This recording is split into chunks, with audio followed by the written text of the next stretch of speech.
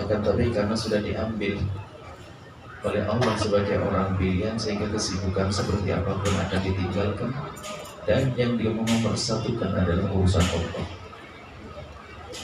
Kemudian sedikit mari kita merenung di sana. Di sana ada hamba-hamba Allah saat ini juga. Saat ini juga karena tidak dipilih oleh Allah, tidak dimudahkan untuk kebaikan, bahkan ada di antara mereka yang saat ini mereka berkumpul untuk mencari murka Allah. Terus hadirkan kesadaran makna semacam ini agar kita mensyukuri kalau ini kemuliaan, ini karunia agung dari Allah. Iya, kemarin kita melakukan kesalahan, iya kemarin kita bermaksiat, akan tapi kenyataannya pada detik ini Allah telah pilih kita untuk bisa kumpul di sini. Tapi ingat, siapapun yang sudah bisa masuk wilayah kebaikan, itu baru akan disebut tulus dia dan benar pilihan Allah, dan dia adalah orang baik adalah di saat dia melihat atau mengingat orang-orang di luar sana yang belum baik, lalu hatinya sedih. Hatinya sedih, sehingga tanpa sadar akan keluar panjatan-panjatan doa yang indah. Ya Allah, tadi aku di sepanjang perjalananku aku melihat orang yang melakukan kemaksiatan, ya Allah berikan petunjuk kepadanya. Itu tanda tulus kita di dalam kebaikan. Tanda ketulusan kita di dalam kebaikan adalah itu tadi. Bukan saja di saat kita bisa melakukan kebaikan, tapi harus hati kita menjadi lembut di saat melihat orang bermaksiat. Yang ada di hati kita adalah kasih sayang, sehingga kita tidak bisa merendahkan siapapun. Itulah pendidikan dari baginda Nabi Sallallahu Alaihi Wasallam. Baginda Nabi adalah orang yang paling mulia. Kalau dibandingkan antara kita dengan Nabi, nggak bisa, nggak kebayang. Mulianya Nabi adalah mulia. Akan tapi bagaimana baginda Nabi? Beliau selalu melihat hamba Allah yang salah jalan. Beliau selalu memandang dengan pandangan kasih sayang. Pandangan kasih sayang itu yang perlu kita hadirkan kepada siapapun yang ada di dekat kita. Dimulai dari orang yang dekat dengan kita, anak kita, saudara kita, bahkan mungkin pembantu kita, tetangga kita. Biasakan dengan pandangan-pandangan semacam ini. Kemudian di saat kita melihat mereka melakukan kesalahan, jangan merendahkan. Dia hari ini kepleset, tapi kalau sudah Allah angkat, besok hari dia akan mulia. Begitu sebaliknya, seorang yang saat ini terlihat dalam kemuliaan, bisa saja karena mulia dan tidak mensyukuri kemuliaan yang Allah berikan seperti ini, lalu tidak bersyukur, kemudian menjadi dia sombong, maka dia akan dicabut hidayah itu oleh Allah, lalu dia dalam kehinaan. Semoga ini adalah ahli surga yang sesungguhnya. Sekarang kita menghadiri majelis ini mukaddimah hari ini pertama kita ada di tempat ini. Kita harus tata hati kita, mau ngapain kita di sini. Bicara sholat semuanya sudah bisa sholat. Bahkan kalau bicara tahajud mungkin semuanya ahli tahajud. Akan tapi yang perlu saat ini adalah kita menata hati kita di saat kita berada di tempat yang semacam ini, agar perkumpulan kita di dunia saat ini benar-benar menjadi mukaddimah perkumpulan kita kelak di surga bersama Rasulullah. Nah ini, memandang orang lain dengan pandangan kasih, jangan merendahkan. Baginda Nabi melihat orang-orang yang bermaksiat, Nabi menangis. Bahkan begitu kasihnya baginda Nabi, melihat orang kafir pun berharap, bukan ingin memerangi ilusi, berharap semoga dia esok hari dia sudah mendapatkan hidayah. Kita ini kadang hati kita itu gampang sombong, dan sombongnya adalah sombong tidak harus dengan harta yang melimpah. Orang sombong tidak harus dengan harta melimpah, kadang bukan dengan jabatan, kadang dengan amal baik. Ada contoh ya, makhluk pertama kali yang terjerumus dalam kehinaan sehina-hinanya adalah makhluk yang memelihara kesombongan di dalam hatinya. Dan sebab kesombongan tersebut adalah bukan karena kekayaan, bukan karena tahta, tapi justru karena kebaikan yang pernah dilakukan. Makhluk tersebut bernama iblis. Iblis itu adalah makhluk Allah yang Allah ciptakan dan dia sangat kuat di dalam beribadah. Sebaik apapun kita belum bisa mengalahkan iblis. Karena apa? Sampai dikatakan tidak ada, kalau bicara tentang bumi, iblis bisa menjelajah apa saja dari yang Allah ciptakan. Bumi. Bahkan kalau kita kembangkan planet-planet yang lainnya, sampai dikatakan bahwasanya tidak ada sejengkal tanah kecuali iblis pernah sujud di tempat tersebut. Kalau ribuan tahun sebelum Nabi Adam diciptakan, katakan iblis sudah ada dan kerjanya ibadah, melakukan kebaikan. Begitu hebatnya ibadahnya iblis, kemudian diangkat oleh Allah lalu dikumpulkan bersama para malaikat yang tidak pernah berdosa, yang memang makhluk pilihan Allah para malaikat, sehingga iblis menjadi golongan malaikat, bukan dari malaikat. Artinya prestasi yang luar biasa. Bukan dari golongan malaikat, tapi punya kualitas seperti malaikat, ditempatkan di tempatnya para malaikat. Ini prestasi yang luar biasa. Hingga bersama berjalannya waktu, hingga diciptakanlah kakek kita Nabi Adam alaihissalam. Setelah Allah menciptakan Nabi Adam, lalu Allah memerintahkan kepada malaikat-malaikat, rombongan malaikat, bukan malaikat saja, rombongan malaikat yang di dalamnya adalah iblis, untuk memberikan penghormatan kepada makhluk yang memang Allah pilih sebagai makhluk mulia. Nabi Adam dimuliakan dan anak Adam dimuliakan. Karena Bani Adam, kami telah muliakan anak Adam. Allah memuliakan kakek kita Nabi Adam, lalu menyuruh malaikat, wa idh qulna lil malaikati isjudu li Adam fasajadu illa iblis. Setelah Allah menciptakan Nabi Adam, disuruh malaikat itu sujud. Sujudnya bukan sujud ibadah, sebab sujud ibadah hanya kepada Allah, tapi sujud penghormatan. Di saat malaikat-malaikat disuruh sujud hormat kepada Nabi Adam, spontan mereka nggak pernah menunda sekejap pun. Perintah langsung dilakukan. Fasajadu. Kemudian malaikat pada sujud. Illa iblis. Iblis tidak mau sujud. Iblis menolak sujud. Menolaknya pun alasan keimanan, alasan kebaikan. Di saat suruh sujud nggak mau. Aba wastakbar. Nggak mau. Kemudian ada kesombongan di dalam hatinya. Ini kesombongan. Sehingga bisa ditanya kenapa kamu sujud wahai iblis. Dia tuh mikir, ya. Dia mikir. Di saat suruh sujud mikir. Dia mengatakan ana khairun minhu. Aku lebih bagus daripada Adam. Ada sombong yang merasa lebih bagus. Kau ciptakan Adam dari tanah, kau ciptakan aku dari api. Jeletrehnya begini kurang lebihnya.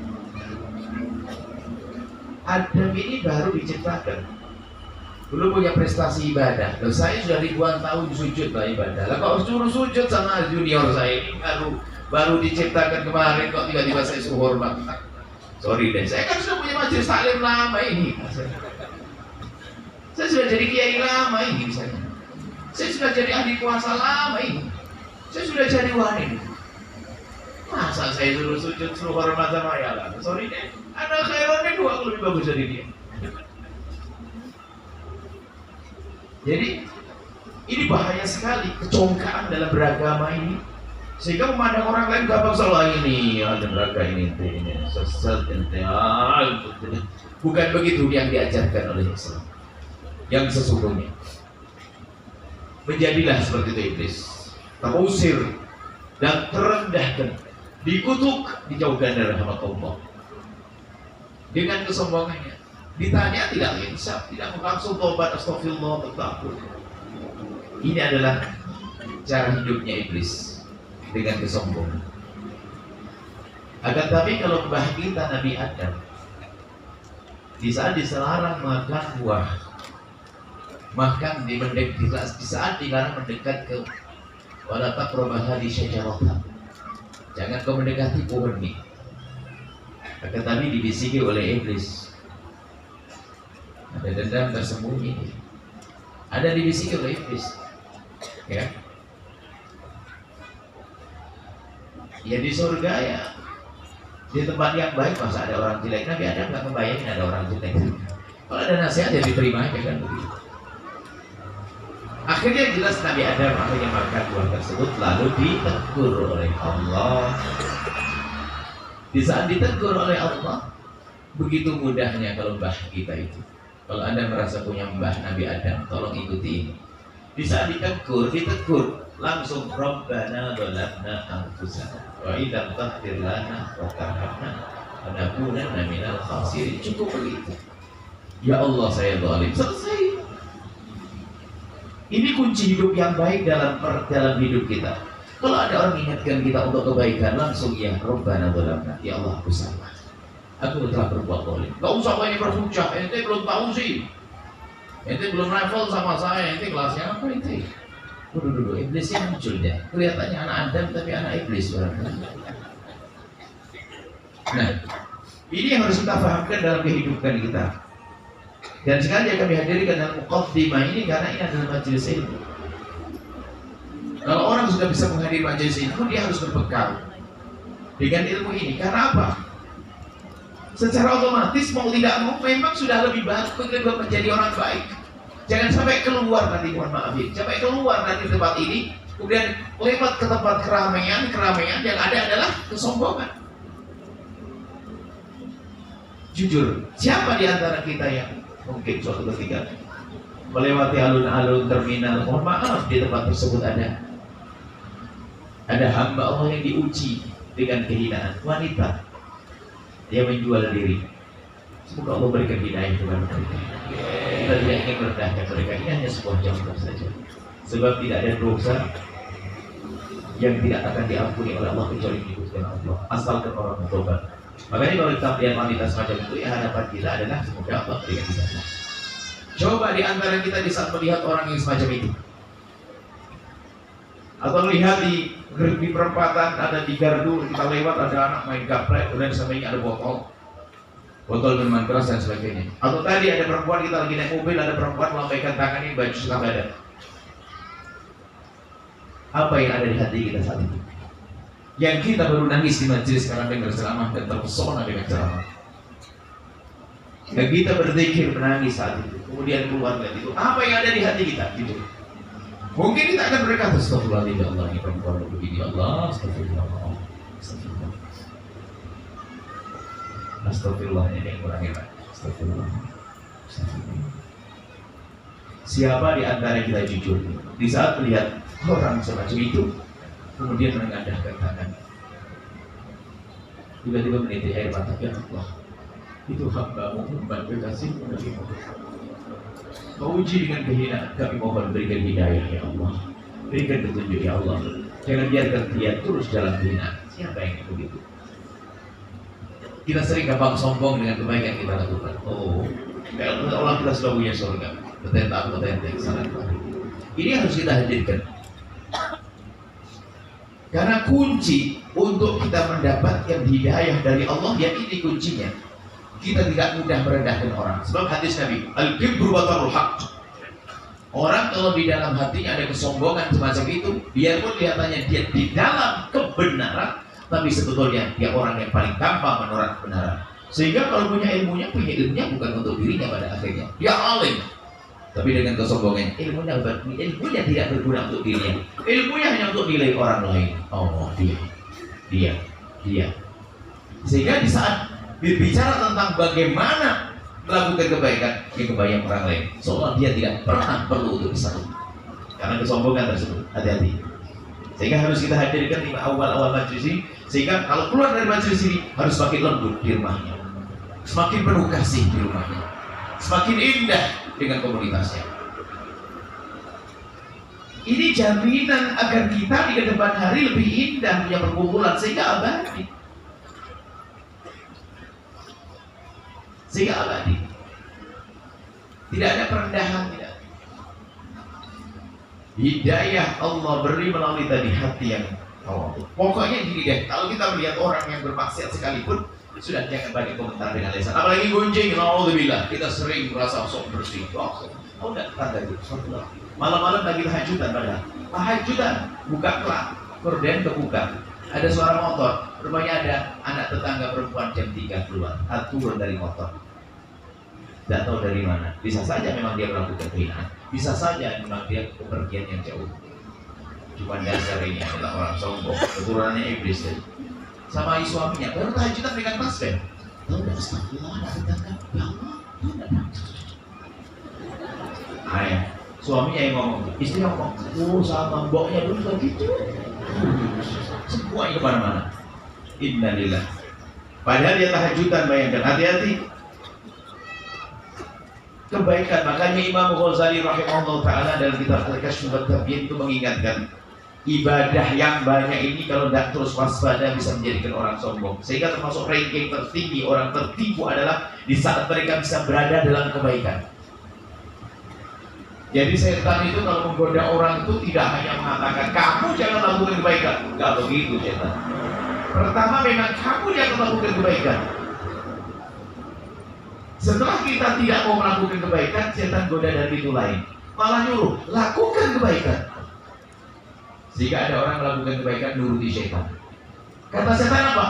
Biar kebaikannya banyak, nanti sombongnya gampang. Ditunggu dia. Setelah baiknya banyak, masya Allah, dibilang oleh setan di kampung ini gak ada orang kayak ente. Lihat yang lain pada dalam hidup ente tahajudan kata setan. Belum lagi kalau pagi kamu sedekah. Sedekah duhur, sedekah subuh, sedekah ini, pokoknya kamu sedekah. Oh hebat. Setelah itu apa lagi? Akhirnya muncul dengan dia. Tidak ada saya iblis, nggak ada. Sehingga kalau ada orang bersedekah pun mengatakan, orang kaya begitu hanya sedekah gitu lah. Boleh. Padahal kebaikan yang dilakukan menjadi berkah keterangan. Hati-hati. Maka Anda bisa. Ini pun itu bukan untuk koreksi orang lain. Pokoknya di diri Anda sendiri. Kalau Anda semakin baik, maka Anda semakin penuh kasih kepada orang lain. Sampai Imam Ghazali itu mengatakan, kalau aku melihat orang kafir, kebayang di mataku, jangan-jangan di esok hari dia mendapat hidayah kalau iman itu disatu. Enggak jadi molok kepada orang kafir sekalipun. Ini bukan masalah lemah semangat dalam jihad dan sebagainya. Enggak ada urusan itu. Kita menata hati di saat ini, pokoknya kita menjadi orang untuk ilmu deh. Itu Bu Haji yang rajin ngaji itu kalau ngomong sama suaminya lebih kasar terhadap bapak dan ngaji, makanya ngaji. Itu ada model itu, bukan anda ini soleha. Ada model itu, kalau sudah sering ngaji itu langsung bahayanya sama suami sudah berubah. Masya Allah, innalillah, tidak senang. Ayo kita tata hati kita. Ini majelis harus majelis indah. Harus ada jaminan. Kalau kita masuk majelis ini, kita harus senang. Dan kita harus lembut hati. Kita tidak merendahkan orang lain. Kita tidak mengunjung orang lain.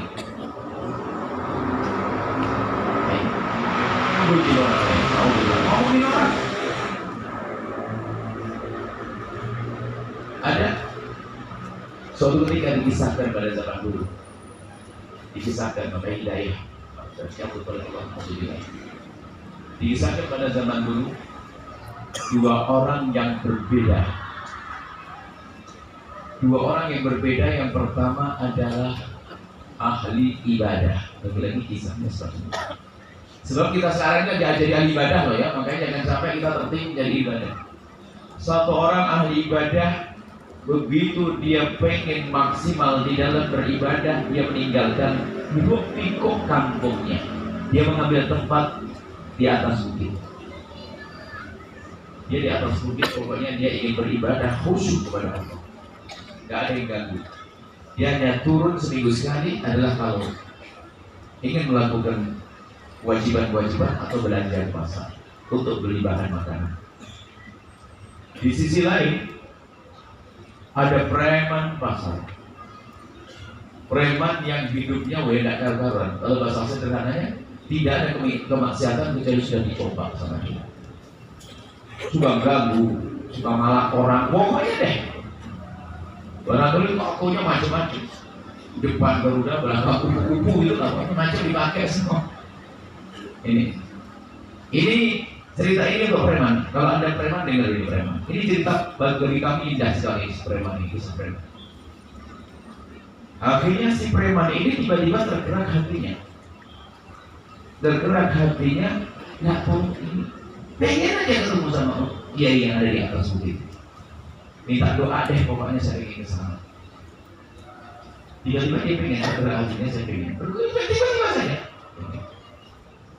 Dan bagi dia lebih aman deh kalau sana. Kalau dia di kampung sini kan banyak orang malu lah, saya lihat. Saya ingin ke atas deh. Model baju saya begini, saya ada tato di jidat, di ini macam-macam deh. Pokoknya saya ingin ke atas deh. Kurang sederhana begitu. Zaman dulu bukit itu adanya hanya jalan setapak, bukan jalan aspal beriring. Dia meneliti jalan setapak ke tempat orang ahli ibadah yang di atas. Bersamaan itu pula sang ahli ibadah yang berada di atas bukit itu memang kehabisan bekal, maka harus turun ke pasar. Waktu bersamaan, begitu Allah turun dari atas bukit. Yang si preman naik ke atas bukit, berpapasan di tengah jalan setapak. Kalau sudah jalan setapak itu, kalau berpapasan tidak usah ngalah. Kalau tidak ngalah, tabrakan. Si preman itu kaget melihat jubahnya sang ahli ibadah berkibar di depan matanya. Kaget dia. Kaget. Spontan dia itu langsung minggir begitu memberikan penghormatan. Duduk di jalan setapaknya, di pinggir jalan setapak, dan memberikan isyarat dengan tangannya, tidak bisa bertutur kata sepatah kata pun, dan hanya memberikan isyarat yang artinya silakan. Dia melihat dengan rasa takut karena wibawanya ahli ibadah tersebut, dan rasa kagum tersembunyi di hatinya. Hanya melihat begini, sambil begini. Sang kiai melihat sang preman, ini orang masyhur, sama-sama masyhur. Si preman masyhur juga, jadi tahu juga. Preman, oh kemana ini? Di saat sang preman berikan isyarat dengan tangannya, sang ustaz, sang kiai ini ya memang merasa berhak, dia orang baik, dihormati, tapi aja dia rebutan begitu. Karena orang baik begitu. Jadi begitu. Karena merasa orang baik, merasa berhak begitu. Jadi langsung aja melewati sang preman, tidak mengucapkan salam, tidak menegur sapa, dan lewat begitu saja. Apa yang terjadi? Setelah melewati sang preman memandang, memang aku ini selain bahagia, mau ketemu saya kok ada dijaga kiai itu. Kayaknya kiai itu dijaga oleh Allah, nggak boleh ketemu saya. Kok pas saya mau ke atas kok turun? Masih husnudon dia. Padahal preman dia sambil melihat sang ustaz berjalan hingga hilang dari pandangannya. Tidak lama kemudian ada perubahan. Allah yang maha tahu tentang itu semuanya. Lihat, si preman itu karena memandang orang lain dengan penghormatan, karena kiai dianggap syiar Allah, tiba-tiba ada penghormatan di dalam hatinya. Maka saat itu juga oleh Allah diberi hidayah.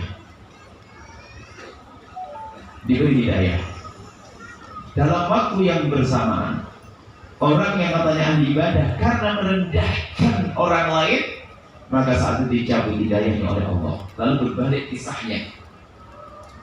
Sang ahli ibadah menjadi tidak karu-karuan hidupnya, sang preman mendidik memulai hidup baru dengan kebaikan.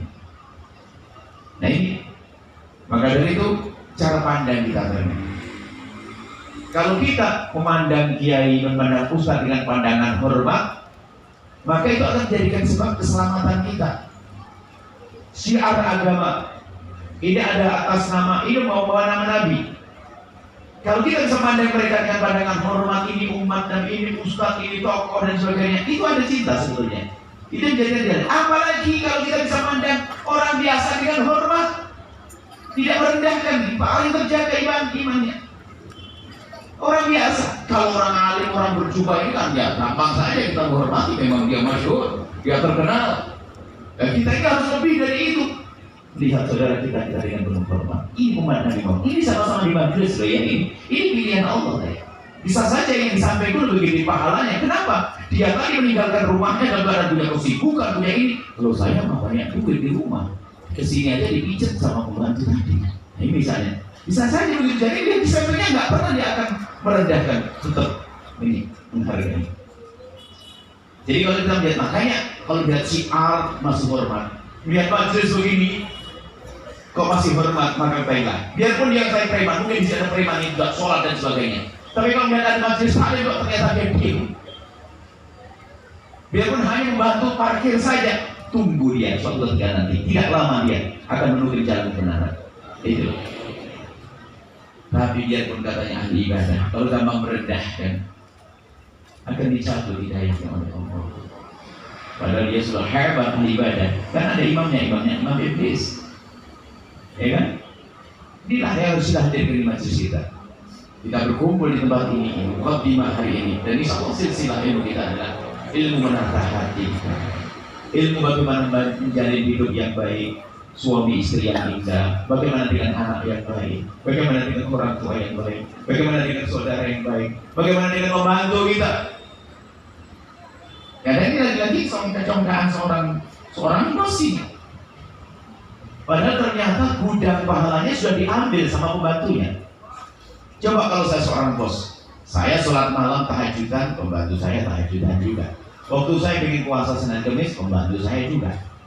Waktu saya mau hadir ke majelis, pembantu saya nganterin juga. Pembantu ibaratnya, saya bukan bicara ustaz, bos.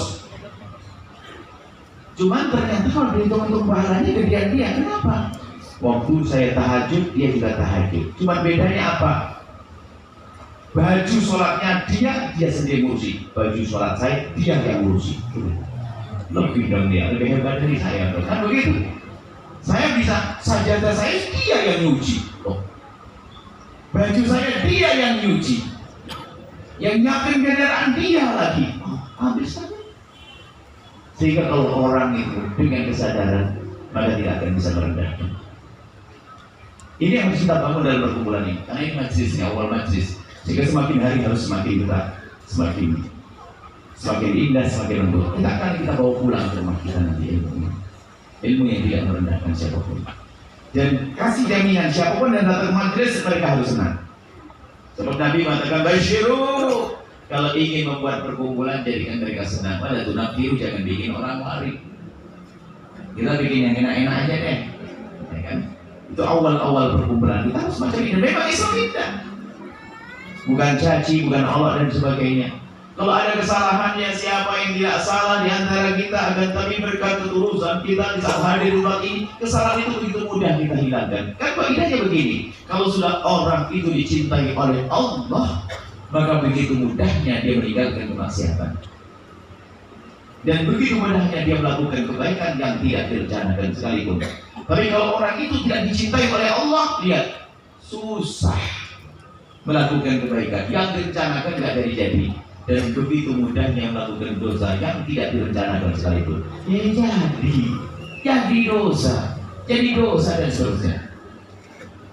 Nah ini, maka mari kita saat ini benar-benar menata hati kita. Ini majelis pertama. Insya Allah di depan hari kita akan terus istiqomah. Biarkan ini semakin besar-besarnya, agak capek-capek, semakin gede pahalanya, jangan khawatir. Biar semakin dekat, nempel bener begini kan dekat, akrab begitu, jangan jauh-jauhan dong. Nah, sudah sehat kok dadakan begini dan semakin nempel atau apa karena Allah. Kalau ini jadikan ini adalah kita mempersatukan kebanggaan kita, bisa menghadiri majelis macam ini. Dan ingat, kalau kita bicara tentang keutamaan majelis, kalau kita duduk di tempat semacam ini jauh lebih bagus daripada rokaat sunnah yang kita dirikan. Anda sholat, pernah ada sholat sunat 1,5 jam Ramadan saja, waktu taraweh ya, itu pun banyak istirahatnya. Kata di majelis ini adalah lebih dari, karena ini ada makna tafakkur, ada renungan yang menjadikan sholat kita diterima gara-gara perkumpulan. Karena kita belajar ikhlas, yang menjadi sedekah kita diterima gara-gara majelis yang semacam ini. Dan majelis ilmu dong, makanya majelis kita tidak boleh ngomongin orang, nggak boleh gunjing. Mohon kalau saya gunjing diingetin dong. Makanya jangan dengan gunjing siapapun, gunjing artis, gunjing pejabat, bukan urusan kita. Kita pengen bongkar kekotoran diri kita sendiri, tidak usah ngomong jelekan orang. Makanya kalau nanti kita ngomong, saya ngomong sombongan itu jangan bilang saya tidak sombongan, saya mencari ngorek-ngorek sombongan di diri saya. Ilmu ini mau saya untuk saya. Jadi kalau Ustaz ngomong itu sebetulnya bukan nasihati orang aslinya. Kalau kami menyampaikan, kami bukan nasihati Anda. Sebetulnya ya, saya nasihati diri saya. Kalau di rumah kan gak enak kalau ngomong di mana saya kurang semangat. Kamu ya, begini gak enak. Di sini lah kami ngomong begini, maksudnya saya juga. Jangan ngedengki, jangan sombong, jangan ini. Jadi itulah ilmu yang harus kita hadirkan. Menuntut ilmu di majlis, ada keutamaan majlis yang semacam ini. Sampai ada suatu ketika ada satu riwayatnya, biar tahu betul majlisnya adalah majlis istimewa. Nabi pernah datang ke sebuah tempat. Di situ ada orang berzikir, di situ ada orang menuntut ilmu. Nabi mengatakan majlis zikir ini adalah bagus, majlis menuntut ilmu adalah bagus juga. Cuma Nabi mengatakan yang ini yang lebih senang. Datang Nabi berkumpul bersama majlis yang menuntut ilmu yang ada ini. Maka biasanya majlis kita gabung, bukan banyak ada zikirnya, biar dua-duanya dapat. Kemudian ada riwayat lagi dari baginda Nabi, bahwasanya Inna lillahi malaikatan sayyaratan. Allah itu punya malaikat yang kerjaannya mondar-mandir. Mondar-mandir mencari majlis yang semacam ini. Yaltamizuna khilafal dzikri, dalam riwayat khilafal ilmi.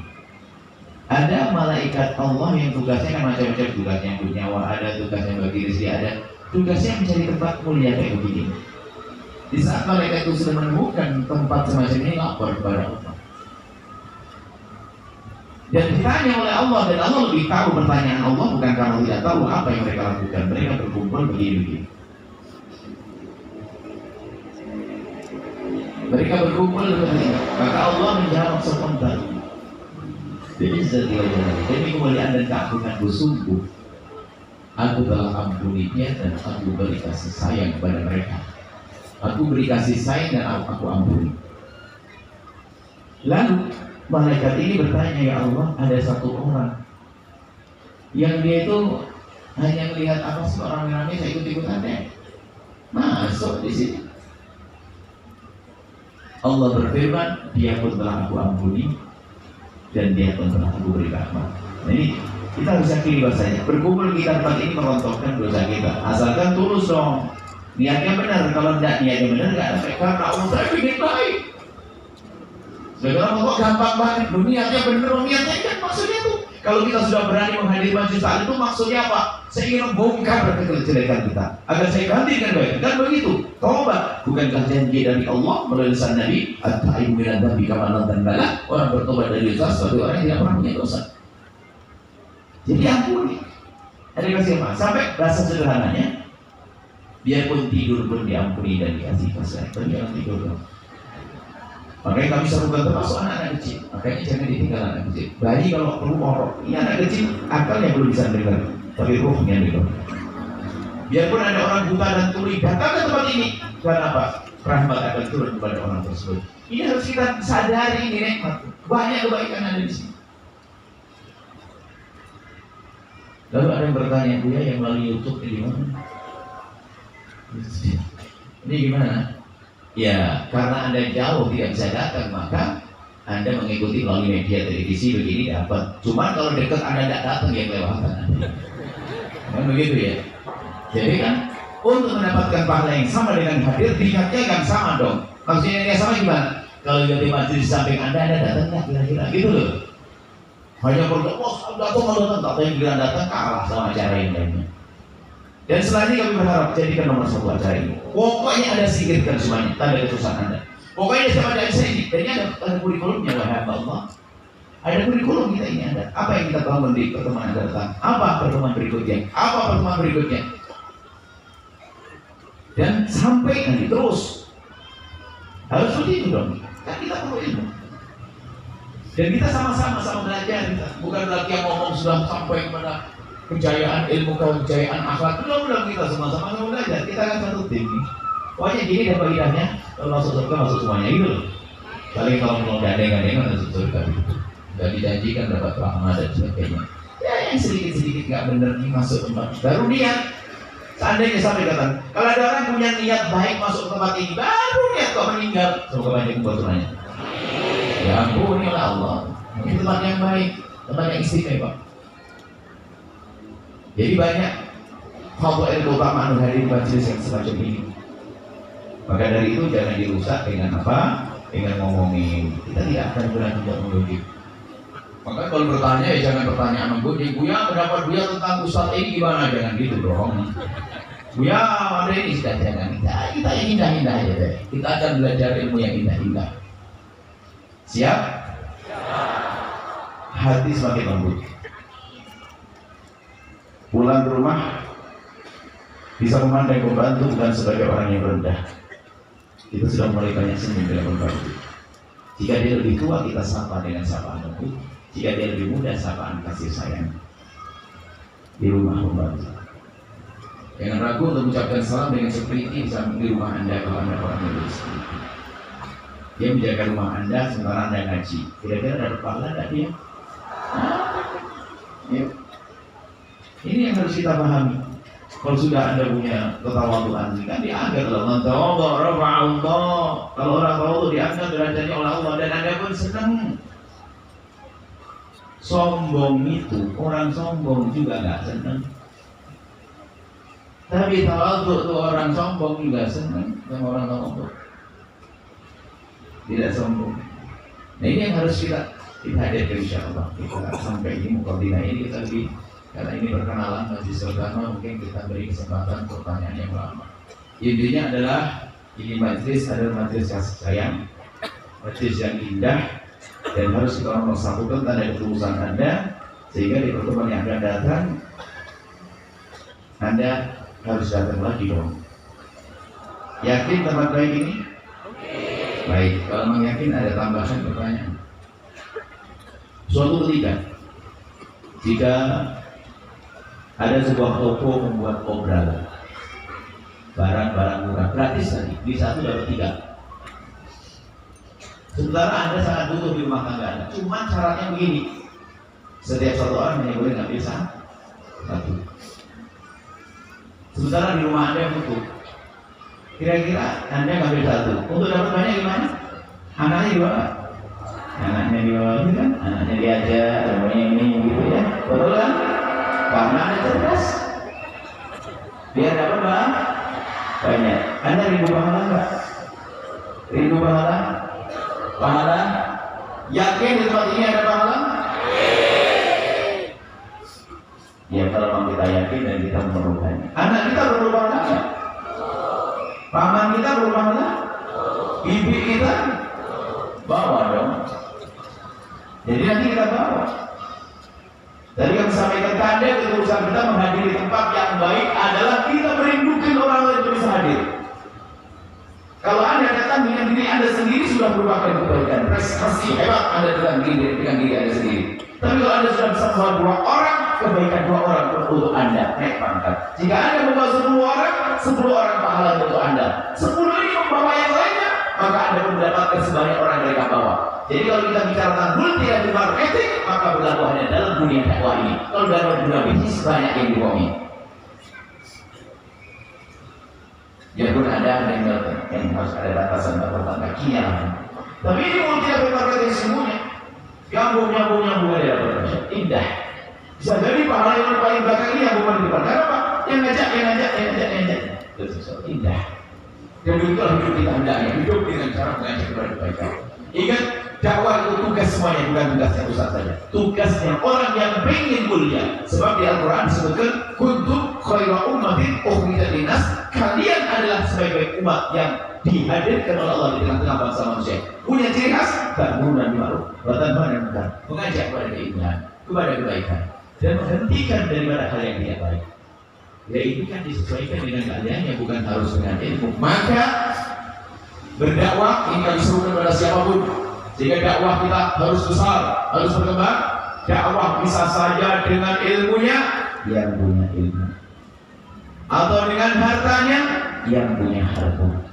Saya nggak punya ilmu, nggak punya harta, dengan tenaganya cukup teriak-teriak ngomong ke sana kemari. Ayo hadir majlis. Yang tidak punya tenaga, dengan idenya, pikiran bagaimana dakwah berkembang. Terakhir, Anda panjatkan doa ini malam. Ya Allah, semoga umat Lasnabar di kampung itu yang banyak maksiat, semoga kau beri hidayah. Terus mendoakan. Jadi omongan Anda setelah ini adalah omongan mengajak kepada kebaikan. Dan sederhana, seorang ibu-ibu di pasar lagi sama-sama jualan sayur. Cuma ngomong gitu, usah malam ada aja loh. Benar. Berangkat, taruh pahala jadi juga wah. Sama sebenarnya kalau ada konser, bubuk Honda, besok ada konser apa begitu. Dengar kata orang berangkat, ada dosa waktu itu. Makanya kalau ngomong yang baik. Nah, tapi kalau lihat konser apa yang dilakukan? Kalau ada lihat konser yang buka ulang sebagainya, tahu apa? Apa yang dilakukan? Lupa tadi. Doain semoga Allah kasih hidayah. Ya. Ya Allah, semoga besok jadi pengajian konser lagi ya Allah. Yang gila itu ya Allah, besok saat di sujud gitu. Jangan biasa dengan merendahkan. Kan awal majlis tadi. Dan itulah ajaran dari baginda Nabi Muhammad SAW. Inilah mukadimah malam ini, dan insya Allah pertemuan yang akan datang. Ini kalau hujan ada maksud. Itu nggak ada tutupnya, nggak ada. Tapi memang kalau tidak ada hujan enak, soal sirkulasi kita. Hujan rahmat. Baik, insya Allah saya ditanyakan. Insya Allah, makasih banyak semuanya.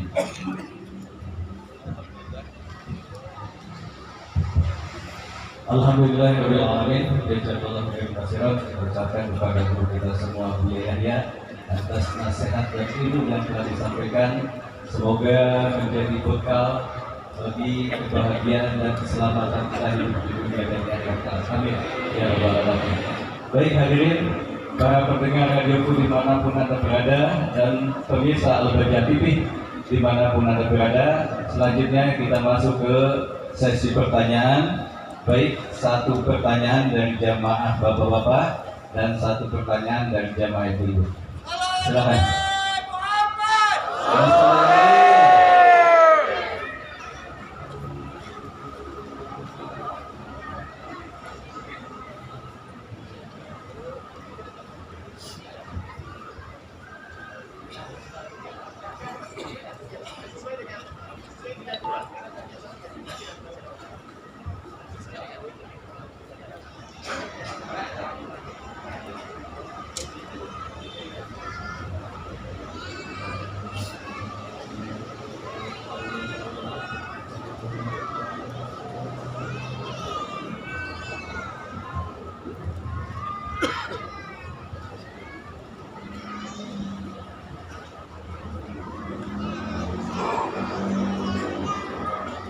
Bismillahirrahmanirrahim. Assalamualaikum warahmatullahi wabarakatuh. Alhamdulillah kami bisa berjumpa dengan Buya, dan subhanallah, semoga Allah Subhanahu wa taala senantiasa memberikan hidayah kepada Buya, mengingatkan Buya, kemudian senantiasa teguh di dalam dakwah ilallah. Buya, mohon maaf, mohon arahannya Buya berkaitan dengan yang tadi Buya sampaikan. Begitu banyak sekali, mohon maaf ini Buya, umat saat ini dengan apa yang mereka yakini, apa yang mereka miliki, itu sedemikian berbangganya hingga kemudian seolah-olah kita tepat-tepat. Pertanyaan saya Buya, mohon maaf, berkaitan dengan surat Ali Imran ayat 105. Kata Allah Subhanahu wa taala, "A'udzu billahi minasyaitonir rajim, wa la takunu kalladzina tafarraqu wa ikhtalafu min ba'di ma ja'ahumul bayyinah. Wa ulaika lahum 'adzabun 'adzim." Ulaika di sini apakah bisa berarti walaupun keyakinannya benar, tetapi kemudian menimbulkan tafarruq dan ikhtilaf di dalamnya hingga kemudian terkotak-kotak, Apakah itu termasuk ke dalam tadi ulaika lahum adzabun adzim? Mohon arahannya. Jazakumullah khairan jazakumullah.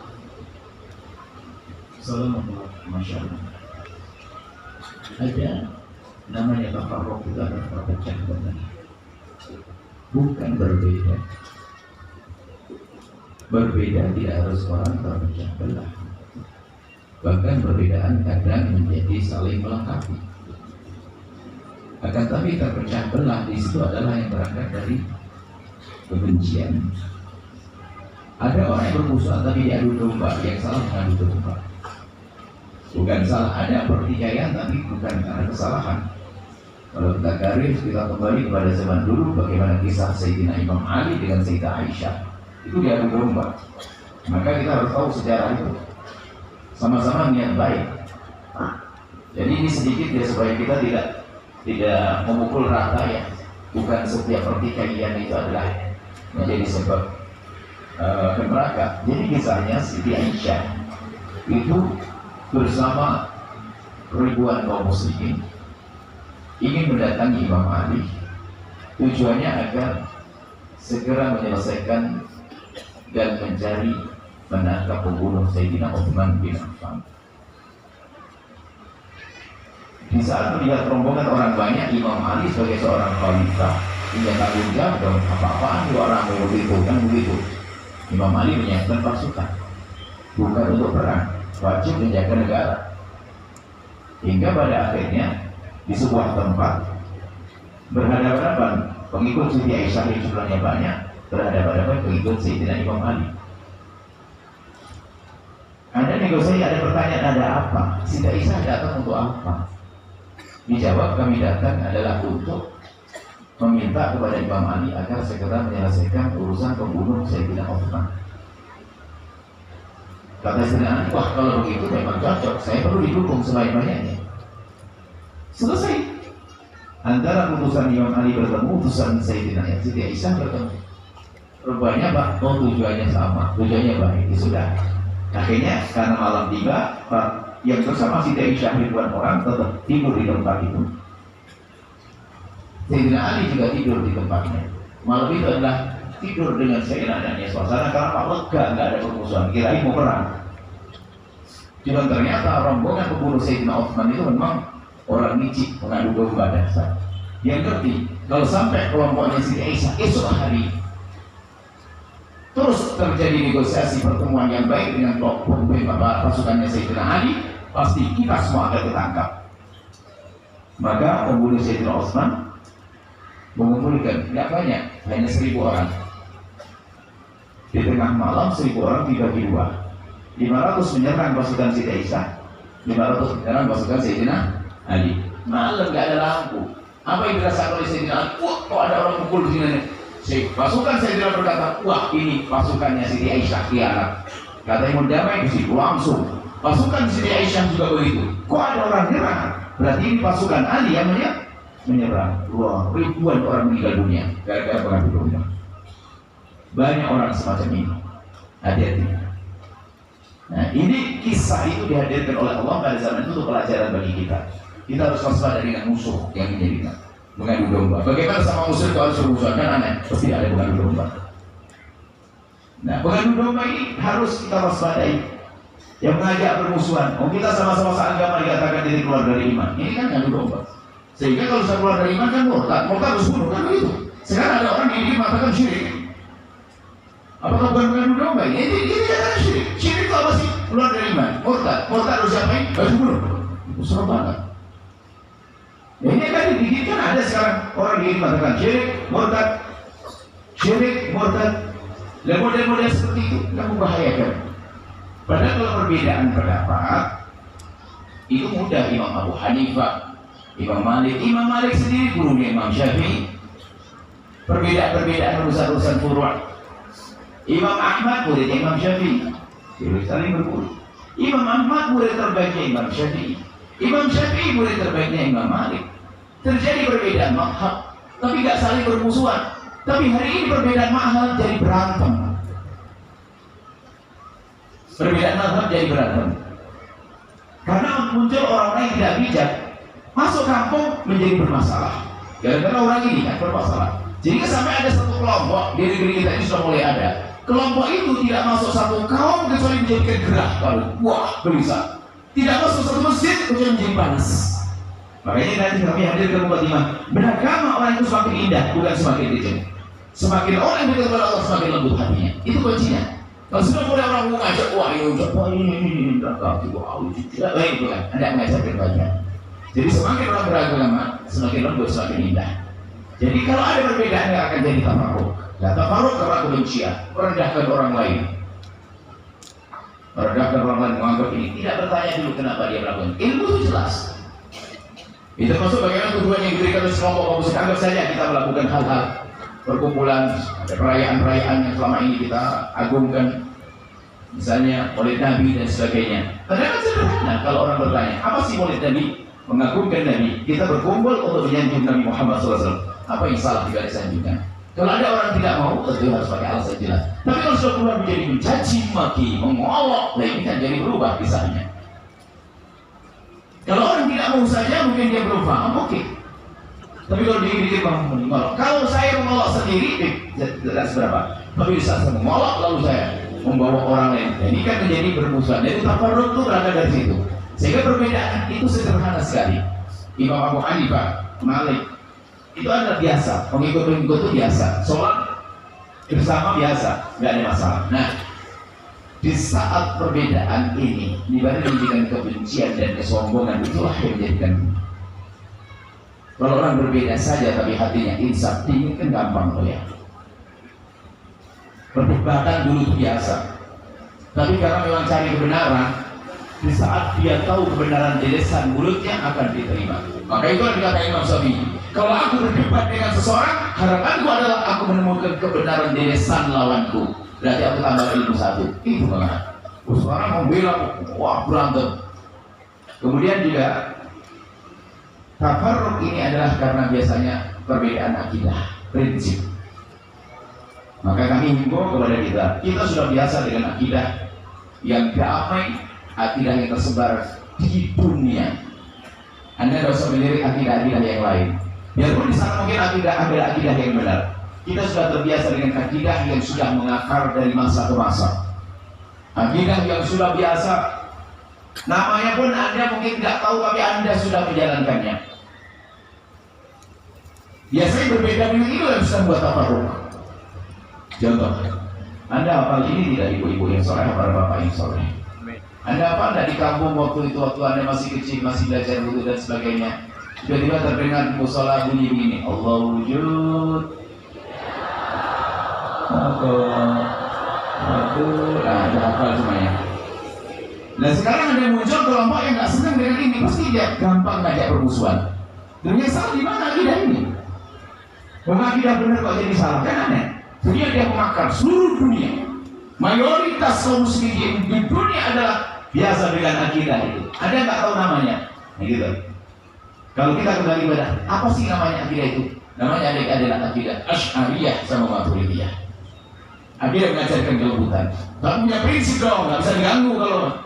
Tapi tetap dengan keindahan. Nah di saat keluar dari itu biasanya, kalau ada menurut tafarruq yang macam-macam mesti bukan itu. Atau sama akidah, sama Asy'ariyah dikuasai dengan kedengkian. Kakak adik rebutan pondok, ada enggak? Wah ini kacau nih. Sama teman gak akur, gara-gara apa? Waduh. Sama teman-teman satu akidah, Ahlussunnah wal Jamaah Asy'ariyah. Ini iri, hasud. Waduh. Ya orang baru kemarin kalau lebih banyak jamaahnya, wah kacau nih, wah bahaya nih. Ada Abu Jahalnya dia. Dan ini kalau sudah ada hasud, rancak.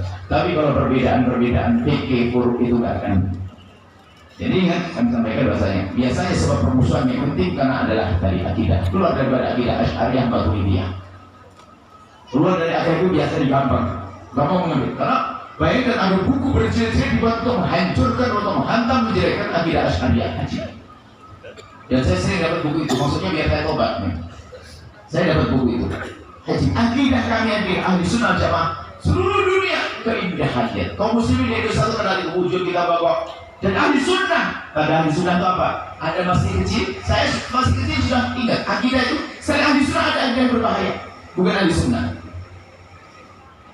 Ada waktu di puji-pujian di musola itu. Ada ujiannya menyebut Abu Bakar sahabat Nabi, Umar, Utsman, Sayyidina Ali. Ada pernah menyebut-nyebut gitu nah? Atau yang kurang lebih lah. Nah kalau sudah kuncinya Abu Bakar, Umar adalah akidah sunnah wal jamaah, mencintai sahabat Nabi SAW. Ada Sayyidina Ali, Siti Fatimah, mencintai Ali dari Nabi Muhammad. Nah kalau masih kita di wilayah ini aman, makanya akidah yang benar, akidah yang mencintai ahli bait Rasulullah, mencintai sahabat Nabi SAW. Maka muncul nanti lagi-lagi yang membuat tafarruq, benci pada sahabat Nabi. Abu Bakar di Allah kan kacau. Atau sebaliknya, tidak senang dengan Imam Ali, pasti yang membuat tafarruq. Tapi kalau dalam akidah yang sama ini tidak akan ada tafarruq. Islam adalah indah seperti itu. Jadi yang harus kita cermati adalah siapa yang akan isi di masjid Anda. Kalau Anda ngambil ustaz asal, akan ada tafarruq di masjid Anda. Hanya gara-gara terkenal kelihatan di televisi, enggak jaminan. Akidah dulu dong kita tanya, benar enggak akidahnya kalau ngisi musola saya? Cuma kadang pengurus masjid karena pengen moderat, ini masjid kan untuk semua orang, harus boleh semuanya. Yang boleh yang benar dong. Yang dengan akidahnya masyarakat yang mayoritas. Dalam madhabnya apa? Ya madhab Syafi'i, kan begitu di Indonesia Raya. Madhab Syafi'i ya Syafi'i, jangan sampai madhab lain yang ngajar masjid. Masjid kita di Indonesia ada orang ngajar madhab Hanafi, dia pun benar madhab Hanafi, tapi bisa menjadi masalah di masyarakat. Urusan batal wudu beda dan sebagainya. Maka sebagai pengurus masjid kami sampaikan dimanapun Anda berada, waspada. Kalau Anda ingin undang ustaz, bukan hanya sekedar masyhurnya saja, tapi harus terbukti ilmunya, ilmu akidahnya apa. Sebab karena orang latah langsung wah, browsing gitu, ustaz terkenal, bahwa akidahnya beda. Dan kami yakin kita punya akidah sama. Ahli sunnah wal jamaah, Asy'ariyah Maturidiyah. Saya tidak ragu mengatakan saya Asy'ari Maturidi. Asy'ari Maturidi, harus saya bangga dengan akidah saya kok. Saya Asy'ari Maturidi. Ada identitas 5 itu loh, ada identitas 5. Ada apa lagu anak kecil yang dibuat oleh tim kita? Islam, Ahli Sunnah, Jamaah, Syariah, Sufiyah, bermadhab. Insyaallah seperti itu. Jadi betul tafarruq yang dari kebencian, kedengkian, perbedaan akidah, ya itu yang menjadikan sebab masuk neraka. Yang dikatakan ulai kayak mereka. Tapi kalau perbedaan madhab indah, saling mencintai, saling menghargai, insyaallah itu saja. Biar tahu bahasanya saya itu apa sih, akidahnya seperti apa, harus jelas dong. Akidah kok disembunyikan. Dan ternyata kok di sini ada yang beda dengan akidah kami. Oh saya bukan Asy'ari bu ya. Nggak harus musuh akidah, saya udah mandis kalau nanti mentah di belakang saya, kita jelaskan dong. Saya dengan akidah harus yakin. Akidah yang lembut, akidah yang indah, identitas 5 Anda. Anda kalau berislam 5, harus Anda punya 5 identitas. Anda seorang muslim, ahli sunnah wal jamaah, asy'ariyah atau maturidiyah, sufiyah, dia kenal dengan bujat sobut, dikir dan sebagainya, bermadhab. Kalau ada orang ngomong, aduh kalau madhab mah gak penting, jangan jadi menantu, batal. Gak mau bermadhab ikut siapa nanti? Iya, ya jadi harus seperti itu. Identitas 5 hafal di lagunya anak-anak nanti. Mungkin lagunya punya Pak ya, saya kalau punya tadi orang yang selamat itu. Pokoknya punya 5 selamat di sunnah wal jamaah. Anak kecil hafal, bapak-bapaknya selalu. Baik. Insyaallah indah, ahli sunnah wal jamaah indah sehingga bagaimana Islam masuk ke Indonesia nggak pakai perang. Ayo. Tiba-tiba masuk ke sana, masuk ke sana, maka raja-raja. Itu adalah kita di sunnah wal jamaah Asy'ariyah. Cuman memang nama Asy'ariyah tidak pernah disebut. Ini saja insyaallah. Karena pertanyaannya itu penting banget untuk menyatukan hati dulu dong, menyamakan frekuensi dong. Kalau ada perbedaan nggak bisa ketemu kita sama kita. Ya, insyaallah itu saja. Ada yang lain? Baik, silakan dari jamaah ibu ini. Ada yang mau tanyakan? Yang berhak yang lebih dulu yang dilihat.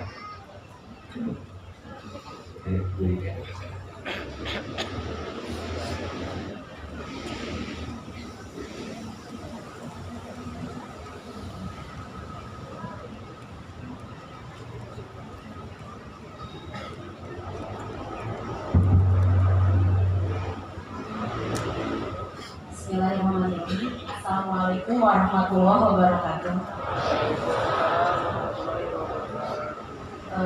Yang akan saya tanyakan Buya, bagaimana ketika kita mencoba berproses menuju ke arah yang lebih baik, sampai kita berdarah-darah penuh perjuangan karena merasa banyak dosa. Tapi satu sisi di hadapan kita itu ada tantangan ketika ada netizen julid, ngejar kajian kemana-mana, emang nggak tahu masa lalunya. Nah, dengan adanya komentar-komentar seperti itu, bagaimana sikap kita menghadapi netizen julid itu? Itu saja, Buya. Assalamualaikum warahmatullahi wabarakatuh. Allahumma sholli wa sallim wa barik. Jadi begini,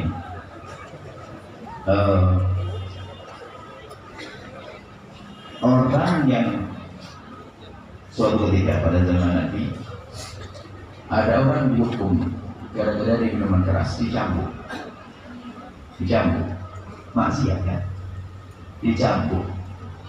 Setelah dicambuk kan hina, dicambuk, soalnya kan begitu. Ada sahabat Nabi yang mencibir, ngecek. Bahkan dalam riwayat ada waktu ada wanita yang bertobat dari zina lalu dirajam meninggal dunia, ada sahabat yang mencibir. Nabi mengatakan, kalau seandainya ditimbang tobatmu, ketika kita timbang amalmu dengan tobatnya wanita ini, bisa jadi hebat tobatnya wanita ini.